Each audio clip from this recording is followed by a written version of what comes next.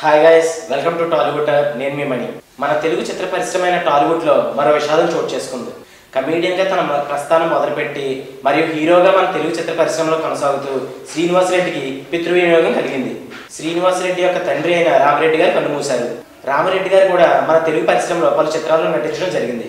తన తనయుడైన శ్రీనివాస్ రెడ్డి గారి మొదటి చిత్రం జయము నిశ్చయమరాలో రామరెడ్డి గారు ఒక స్కూల్ టీచర్గా నటించడం జరిగింది. ఇదంతా పక్కన పెడితే ప్రస్తుతం సెట్స్ పైన ఉన్న ఓం ప్రొడక్షన్స్ లో కూడా ఆయన నటించవలసిగా ఉన్నారు. అయితే మనం ముందు నుంచి చూసినట్లయితే గత కొంతకాలంగా రామరెడ్డి గారు అనారోగ్యంతో బాధపడుతున్నారు. ఆయన వయసు 82 సంవత్సరాలు.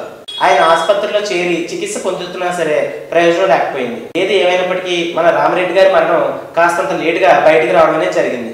ఆయన ఈ సంవత్సరం జనవరి 24వ తారీఖున మరణించినట్టు సమాచారం. మన కమీడియన్ అలాగే హీరో అయిన శ్రీనివాస్ రెడ్డి గారికి పితృవియోగం కలిగిందని తెలిసి ఇండస్ట్రీలో చాలా మంది విచారం వ్యక్తం చేశారు.